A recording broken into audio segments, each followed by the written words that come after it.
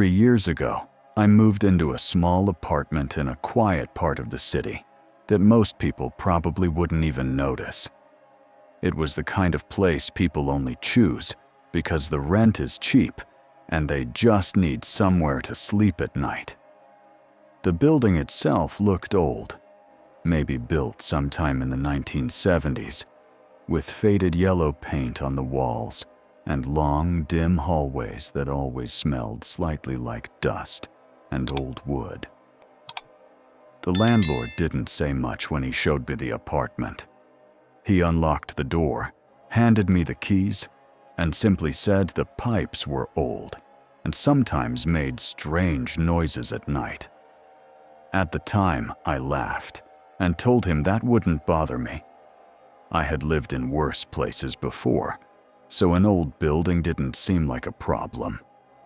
The apartment itself was small but decent enough.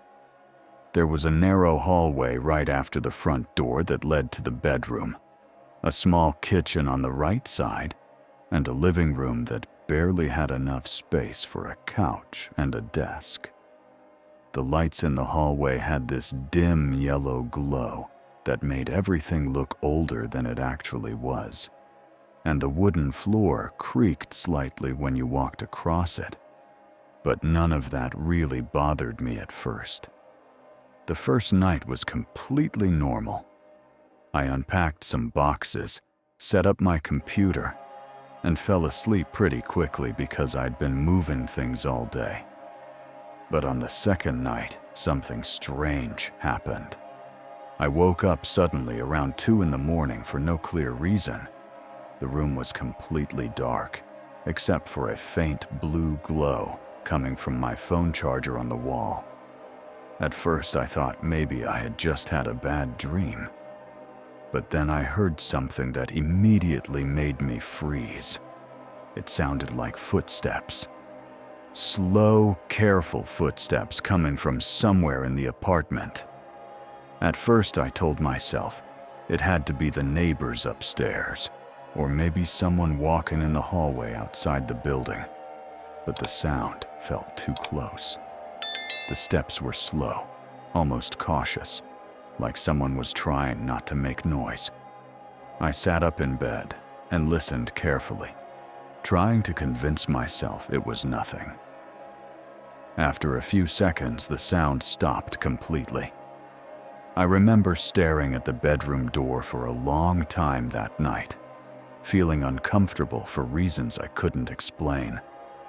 Eventually, I told myself I was just tired and went back to sleep. The next night, the same thing happened again. This time, I woke up at almost the exact same time, around 2:40 in the morning. Again, the apartment was completely silent except for those same slow footsteps somewhere in the hallway. The sound moved across the floor slowly, step by step, until it stopped right outside my bedroom door. That's when I felt something I can only describe as a deep, instinctive fear. The kind of feeling that makes the back of your neck tense up even if you don't know why. I held my breath and listened carefully, expecting the door to open, but it never did. After maybe 20 seconds, the footsteps slowly moved away again, fading into the silence of the apartment. The next morning, I tried to think logically about it. Maybe the building had thin walls. Maybe the sound was traveling through the pipes or from another apartment.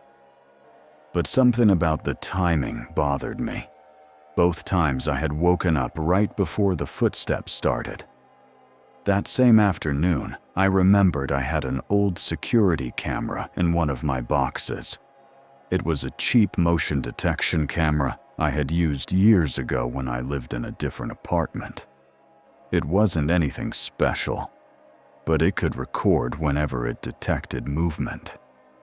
I decided to set it up in my bedroom facing the door just to see if it would capture anything. I told myself it was just for peace of mind. That night, I went to sleep like normal, though I remember feeling slightly uneasy as I turned the lights off.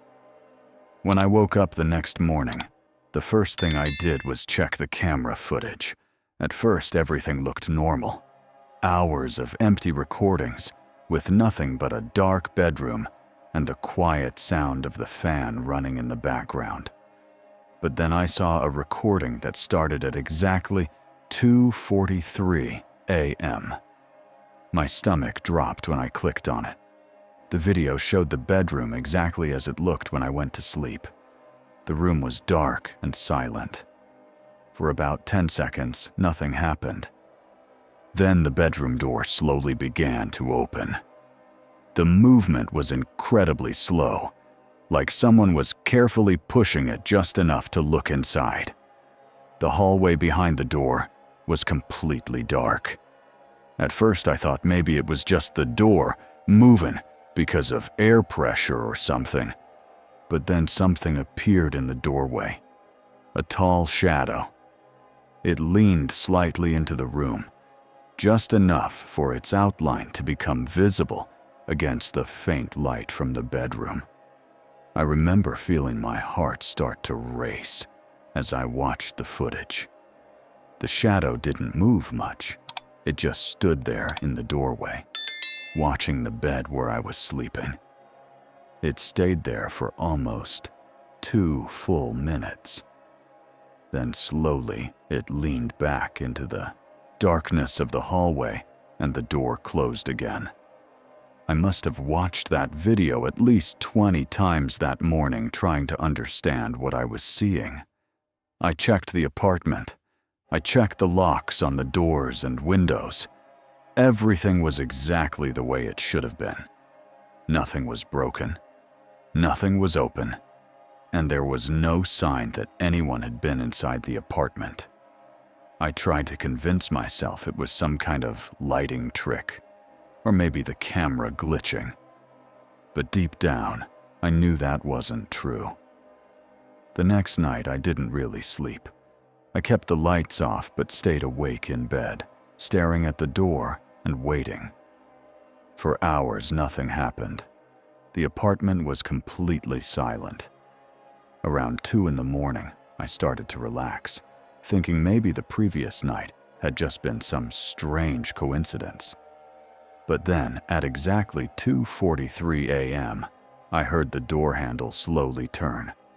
The door opened, just like it had in the video. I forced myself to keep my eyes closed, pretending to be asleep while my heart pounded in my chest. I could hear something moving slowly across the wooden floor. One step, then another. The sound was careful and quiet, but it was definitely inside the room now. The footsteps stopped right next to my bed. I could feel the presence of something standing there, close enough that I could almost sense it breathing. Every instinct in my body was telling me to open my eyes, but I was too afraid to move. After what felt like an eternity, the footsteps slowly moved away again, and the door closed quietly. The next morning, I checked the camera footage again. The recording started at the same time as before. The door opened, the shadow entered the room, and it slowly walked toward the bed where I was lying. But that wasn't the worst part. The worst part was something I didn't notice until the 3rd time I watched the video. The shadow wasn't looking at me.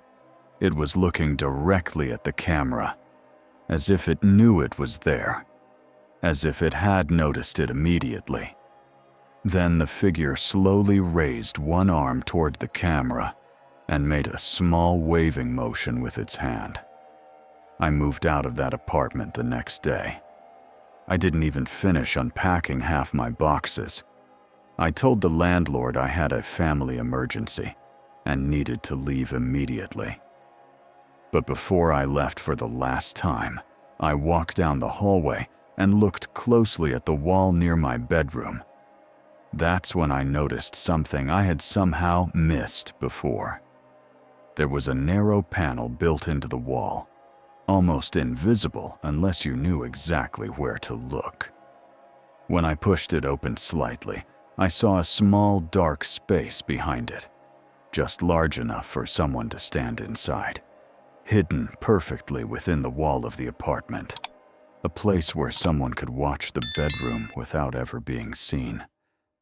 And to this day, I still don't know how long that hidden space had been there, or how many nights someone had been standing inside it watching me sleep.